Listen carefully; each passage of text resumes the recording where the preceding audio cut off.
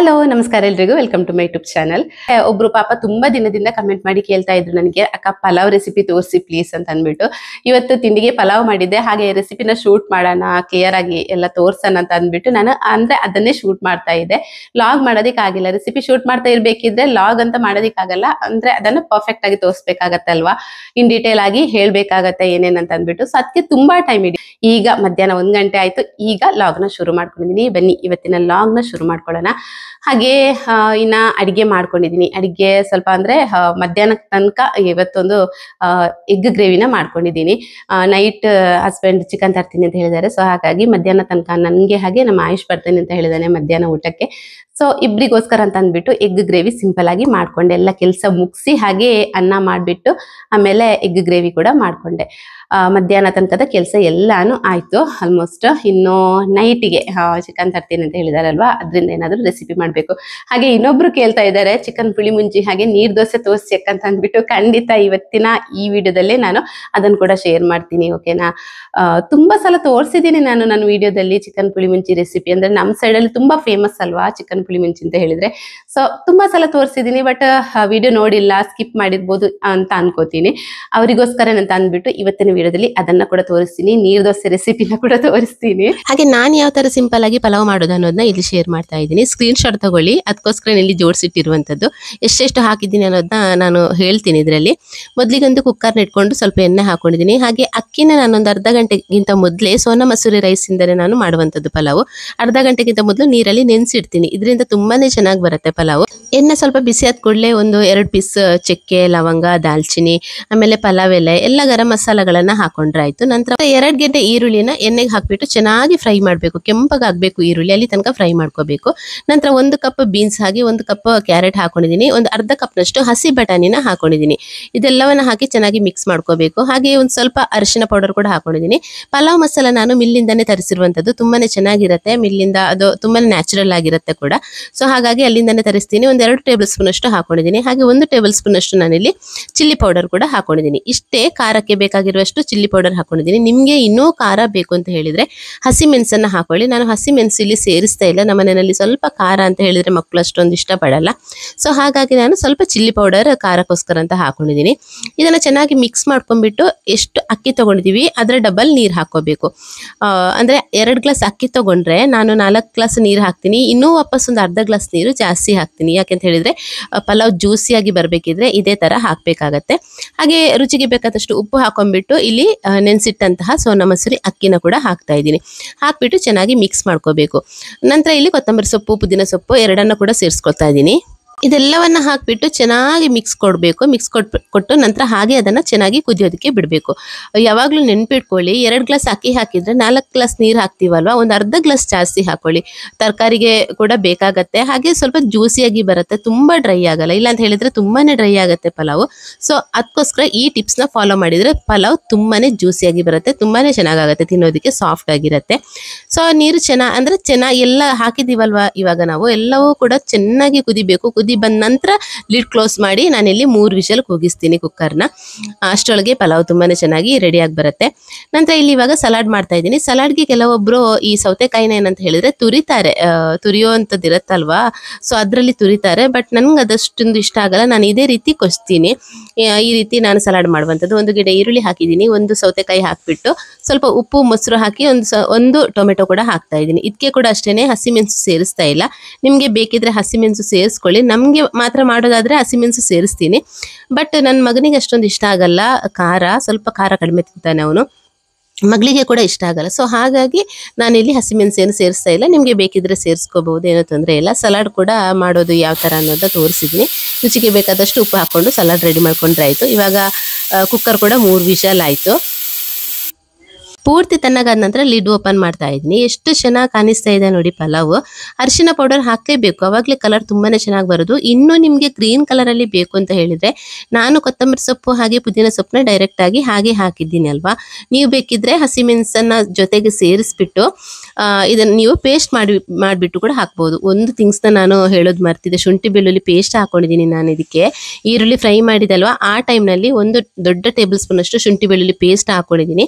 ನೀವು ಬೇಕಿದ್ರೆ ಕೊತ್ತಂಬರಿ ಸೊಪ್ಪು, ಪುದೀನ ಸೊಪ್ಪು, ಶುಂಠಿ, ಬೆಳ್ಳುಳ್ಳಿ, ಹಸಿಮೆಣಸನ್ನ ಪೇಸ್ಟ್ ಮಾಡಿಬಿಟ್ಟು ಹಾಗೆ ಹಾಕೊಂಡು ಚೆನ್ನಾಗಿ ಈರುಳ್ಳಿ ಜೊತೆಗೆ ಹಾಕಿಬಿಟ್ಟು ಫ್ರೈ ಮಾಡ್ಕೋಬಹುದು ಆಯ್ತಾ. ಅದು ಕೂಡ ತುಂಬಾನೇ ಚೆನ್ನಾಗಿ ಬರುತ್ತೆ. ಬಟ್ ನಮಗೆ ಇದೇ ತರ ಪಲಾವ್ ಮಾಡಿದ್ರೆ ಇಷ್ಟ ಆಗೋದು ಎಲ್ರಿಗೂ ಮನೆಯಲ್ಲಿ.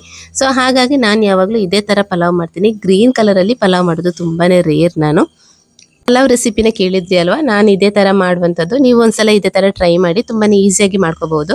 ಹಾಗೆ ಕೆಲಸ ಎಲ್ಲ ಮುಗ್ದ ನಂತರ ಇಲ್ಲಿ ಇವಾಗ ಸ್ವಲ್ಪ ಸ್ಟೀಮ್ ತಗೊಳ್ಳೋಣ ಅಂತ ಅಂದ್ಬಿಟ್ಟು ತಲೆ ಯಾಕೋ ಭಾರ ಅಂತ ಅನಿಸ್ತಾ ಇತ್ತು. ಟ್ಯಾಬ್ಲೆಟ್ ತಂದಿಟ್ಕೊಂಡಿರ್ತೀವಿ ನಾವು ಮನೆಯಲ್ಲಿ.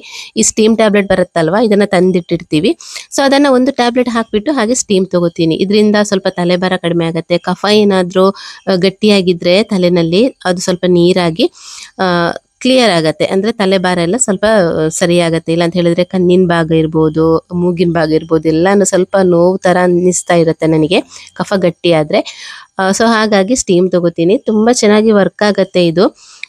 ಕೆಲವು ತರ ಬರುತ್ತೆ. ಒಂದು ರೆಡ್ ಕಲರ್ ಅಲ್ಲಿ ಬರುತ್ತೆ, ಇನ್ನೊಂದು ಗ್ರೀನ್ ಕಲರ್ ಅಲ್ಲಿ ಬರುತ್ತೆ, 2 ತರ ಬರುತ್ತೆ. ಸೊ ಹಾಗಾಗಿ ಒಂದು 10 ಮಿನಿಟ್ಸ್ ನಾನು ಸ್ಟೀಮ್ ತಗೊಂಡೆ. ಸ್ವಲ್ಪ ರಿಲೀಫ್ ಅಂತ ಅನ್ನಿಸ್ತು. ಹಾಗೆ ನನ್ನ ಕಾವಲಿ ಏನೋ ಕಬ್ಬಿಣದ ಕಾವಲಿ ಯೂಸ್ ಮಾಡ್ತೀನಲ್ವಾ ದೋಸೆ ಮಾಡೋದಕ್ಕೆ. ಇವಾಗ ತುಂಬಾ ದಿನ ಆಯ್ತು ಅದರಲ್ಲಿ ದೋಸೆನೇ ಮಾಡಿಲ್ಲ. ಆ ರೀತಿ ಬಿಟ್ಟಾಗ ಅದು ಅಷ್ಟೊಂದು ಚೆನ್ನಾಗಿ ದೋಸೆ ಎದ್ ಬರಲ್ಲ. ನೀರ್ ದೋಸೆ, ಉದ್ದಿನ ದೋಸೆ ಬರುತ್ತೆ, ಬಟ್ ನೀರ್ ದೋಸೆ ಬರಲ್ಲ.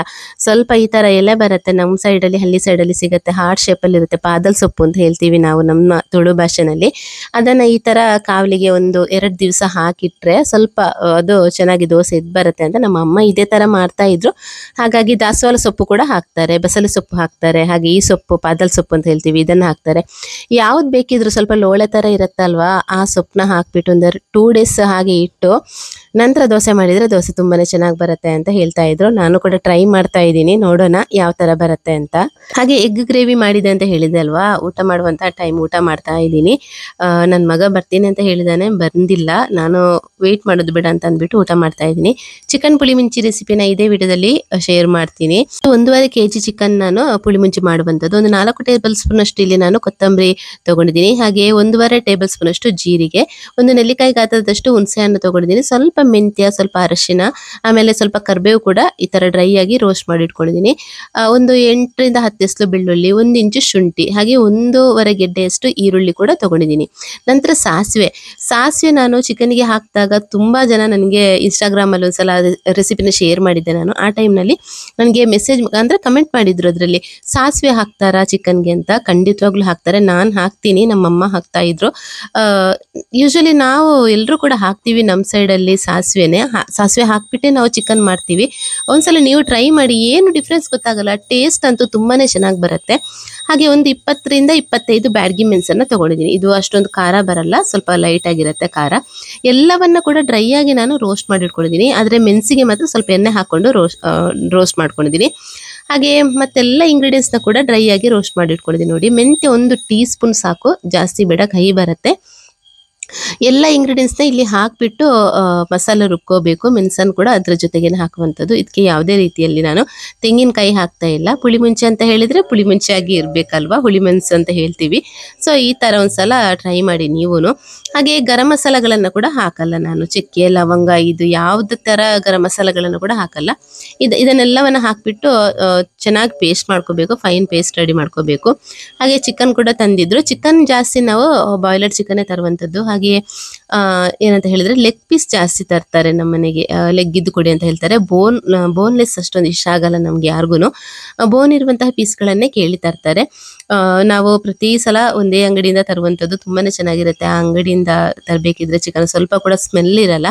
ಕೆಲವೊಂದು ಅಂಗಡಿಯಿಂದ ತರಬೇಕಿದ್ರೆ ಸ್ಮೆಲ್ ಇರುತ್ತಲ್ವಾ, ಅದಷ್ಟೊಂದು ಅಂದ್ರೆ ಇಷ್ಟ ಆಗಲ್ಲ ತಿನ್ನೋದಕ್ಕೆ ಕೂಡ. ಇವಾಗ ಇಲ್ಲಿ ಒಂದು ಬಾಣಲೆ ಇಟ್ಕೊಂಡು 4 ರಿಂದ 5 ಟೇಬಲ್ ಸ್ಪೂನ್ ಅಷ್ಟು ಇಲ್ಲಿ ನಾನು ತೆಂಗಿನೆಣ್ಣೆ ಹಾಕೊಂಡಿದ್ದೀನಿ. ಹಾಗೆ ಒಂದು ದೊಡ್ಡ ಗೆಡ್ಡೆ ಈರುಳ್ಳಿನ ಕೂಡ ಹಾಕೊಂಡಿದ್ದೀನಿ, ಒಂದು ಟೊಮೆಟೊ ಹಣ್ಣನ್ನು ಕೂಡ ಹಾಕೊಂಡಿದ್ದೀನಿ. ಹಾಕೊಂಡ್ಬಿಟ್ಟು ಜಾಸ್ತಿ ಫ್ರೈ ಆಗಬೇಕು ಅಂತಿಲ್ಲ, ಸ್ವಲ್ಪ ಲೈಟ್ ಆಗಿ ಅದನ್ನ ಫ್ರೈ ಮಾಡ್ಕೊಂಡ್ರೆ ಸಾಕು. ನಂತರ ಚಿಕನ್ ಹಾಕ್ತಾ ಇದ್ದೀನಿ. ಸ್ವಲ್ಪ ಅರಿಶಿನ ಪೌಡರ್ ಹಾಕ್ಬಿಟ್ಟು ಸ್ವಲ್ಪ ಉಪ್ಪು ಹಾಕೊಂಡ್ಬಿಟ್ಟು ಇದನ್ನ ಚೆನ್ನಾಗಿ ಬೇಯಿಸ್ಕೋಬೇಕು. ಯಾವಾಗಲೂ ಚಿಕನ್ ಮಾಡಬೇಕಿದ್ರೆ ಚಿಕನ್ ಎಷ್ಟು ಚೆನ್ನಾಗಿ ಬೇಯುತ್ತೆ ನೋಡಿ, ಅಷ್ಟು ರುಚಿ ಕೂಡ ಬರುತ್ತೆ. ಹಾಗೆ ಹೆಲ್ತಿಗೆ ಕೂಡ ತುಂಬಾ ಒಳ್ಳೆಯದು. ನಾನ್ ವೆಜ್ ಚೆನ್ನಾಗಿ ಬೇಯಿಸ್ಕೊಂಡು ಮಾಡಿದ್ರೇನೆ ಒಳ್ಳೇದು ಅಂತ ಹೇಳ್ತಾರೆ. ಸೊ ಹಾಗಾಗಿ ಚೆನ್ನಾಗಿ ಬೇಯಿಸ್ಕೊಂಡ್ಬಿಡ್ತೀನಿ ಇದನ್ನ.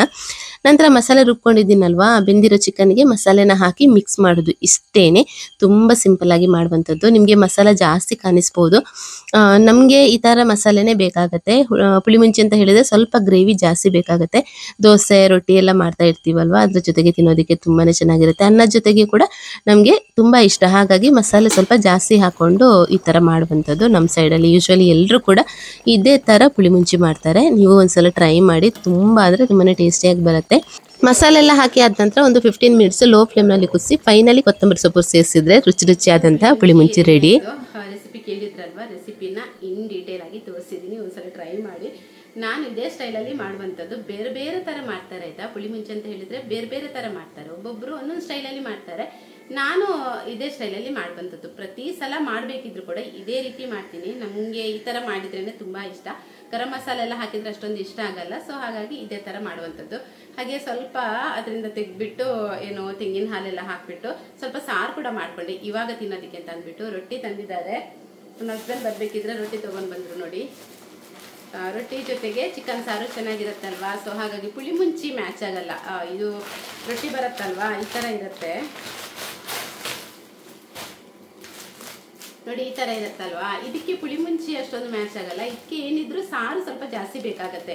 ಹಾಗಾಗಿ ನಾನೇನು ಮಾಡಿದೆ ಅಂತ ಹೇಳಿದರೆ, ಸ್ವಲ್ಪ ತೆಂಗಿನ ಹಾಲನ್ನು ಸಪ್ರೇಟಾಗಿ ತೆಗೆದ್ಬಿಟ್ಟು ಅದರಿಂದನೇ ಸ್ವಲ್ಪ ಗ್ರೇವಿನ ಹಾಗೆ ಪೀಸ್ಗಳನ್ನು ತೆಗೆದು ಇದಕ್ಕೆ ಹಾಕಿಬಿಟ್ಟು ಇವಾಗ ಅದನ್ನು ಕುದಿಸ್ತಾ ಇದ್ದೀನಿ. ಕುದಿತಾ ಇದೆ ನೋಡಿ, ಸ್ವಲ್ಪ ಸಾರು ಥರ ಮಾಡಿಕೊಂಡೆ. ಇದು ರೊಟ್ಟಿಗೆಲ್ಲ ತುಂಬಾ ಚೆನ್ನಾಗಿರುತ್ತೆ. ರೊಟ್ಟಿಗೆ ಈ ಥರ ಮಾಡಿಕೊಂಡ್ರೇ ಚೆನ್ನಾಗಿರೋದು. ಸೊ ಹಾಗಾಗಿ ರೊಟ್ಟಿಗೆ ಅಂತ ಅಂದ್ಬಿಟ್ಟು ಇದನ್ನು ಕೂಡ ಮಾಡಿಕೊಂಡೆ. ರೊಟ್ಟಿಗೆ ಸಾರೆಲ್ಲ ಹಾಕೊಂಡು ತಿಂತಾರೆ ಮಕ್ಕಳು. ಇನ್ನು ಪುಳಿಮುಂಚಿ ಅಂತ ಮಾಡಿದ್ದಲ್ವಾ, ಅದು ನಾಳೆಗಾಗತ್ತೆ. ನಾಳೆ ಫುಲ್ ಅದನ್ನೇ ತಿಂದು ಖಾಲಿ ಮಾಡ್ತಾರೆ ಮಕ್ಕಳು.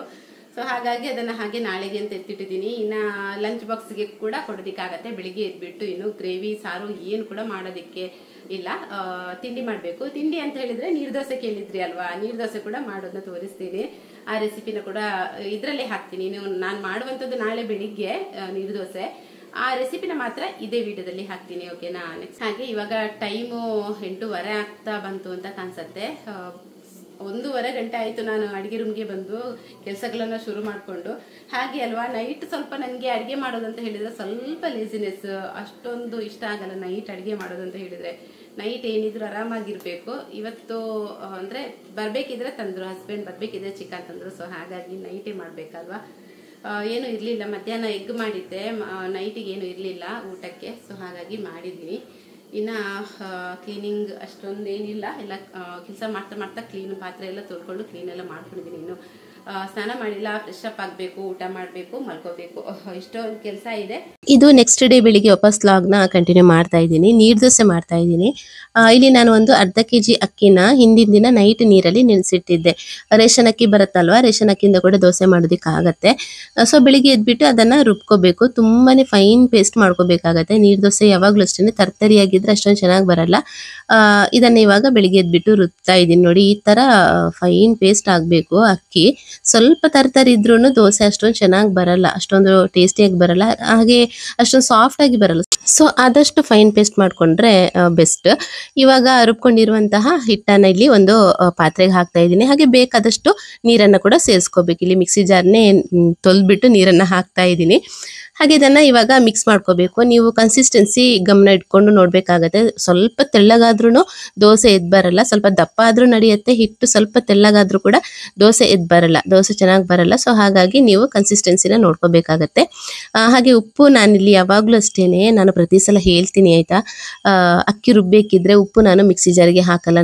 ನಾನು ಮಿಕ್ಸಿ ತೊಗೊಂಡು ಒಂದು 7 ರಿಂದ 8 ವರ್ಷ ಆಯಿತು. ಇಲ್ಲಿ ತನಕ ಮಿಕ್ಸಿ ಜಾರ್ ಸ್ವಲ್ಪನೂ ಹಾಳಾಗಿಲ್ಲ. ಯಾಕಂತ ಹೇಳಿದರೆ ನಾನು ಯಾವುದೇ ಮಸಾಲೆ ಇರ್ಬೋದು, ಚಟ್ನಿ ಮಾಡಬೇಕಿದ್ರೆ ಇರ್ಬೋದು, ಇಲ್ಲ ಅಂತ ಹೇಳಿದ್ರೆ ದೋಸೆ ಮಾಡಬೇಕಿದ್ರೆ ಇರ್ಬೋದು, ನಾನು ಉಪ್ಪು ಹಾಕಲ್ಲ ಮಿಕ್ಸಿ ಜಾರ್ಗೆ. ಸೊ ಆ ರೀಸನ್ನಿಂದ ತುಂಬಾ ಬಾಳಿಕೆ ಬರುತ್ತೆ ಮಿಕ್ಸಿ ಜಾರ್ಗಳು.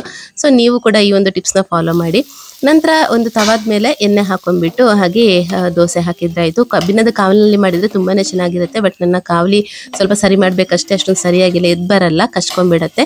ಸೊ ಈ ಥರ ದೋಸೆ ಮಾಡ್ಕೊಂಡ್ರೆ ಆಯಿತು ನೋಡಿ. ಇದೇ ಥರ ನೀವು ಕೂಡ ಟ್ರೈ ಮಾಡಿ. ಹಿಟ್ಟು ಮಾತ್ರ ಯಾವುದೇ ಕಾರಣಕ್ಕೂ ತೆಳ್ಳಗೆ ಮಾಡೋದಕ್ಕೆ ಹೋಗಬೇಡಿ, ಸ್ವಲ್ಪ ದಪ್ಪ ಇದ್ರೇ ಒಳ್ಳೆಯದು.